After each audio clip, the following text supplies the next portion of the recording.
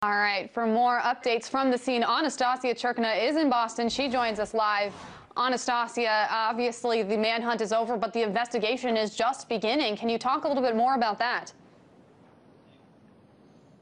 That's right, Megan. Even though people are breathing out a sigh of relief that finally the second suspect has been tracked down, arrested, and taken in custody, now the complicated part continues, really. I mean, now law enforcement officials is going to have to, they're going to have to find out why these bombings took place. They're going to have to investigate what the motives were, and the legal case kickstarts. What we do know is because the suspect is in need of some kind of medical treatment and has been taken to a hospital here in Boston, they will not be able to arraign him until that happens, and afterwards another 30 days has to pass for any kind of legal steps to start taking place.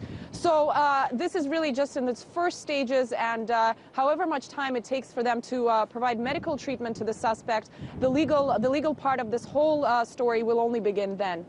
And obviously everyone is breathing a sigh of relief in that community, but they're also going to be holding their breath for those 30 days to actually pass. Now, Anastasia, as you were just saying, the suspect is headed to the hospital right now. We don't know what kind of condition he's in. The last time that we heard anything about his condition was before he was actually arrested. There was reports that he was had blood on his shirt and all over, and there's also reports that the thermal scanner still showed heat, so we knew that he was alive. Do you know anything more about his condition?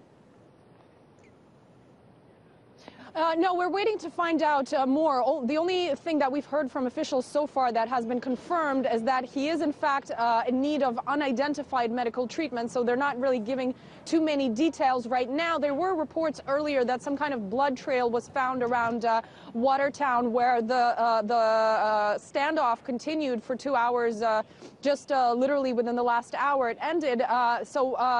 These are just some of the reports, but we don't really know more about his condition right now. We're certain we're going to be waiting to hear more, of course, once officials give further statements and details on the standoff itself, and also, of course, on the suspect's condition.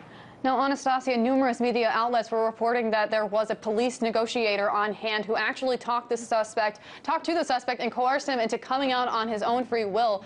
Do you have any evidence that actually happened? Anything to confirm this?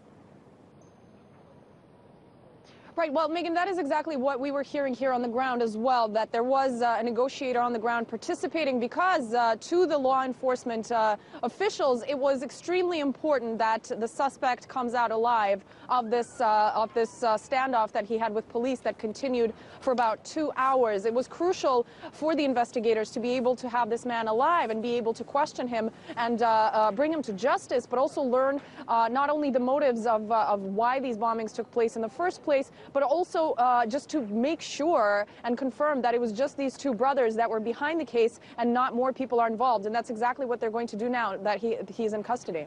RT correspondent Anastasia Churkina has been there covering this event since Monday, and she will continue to bring us updates as they come up.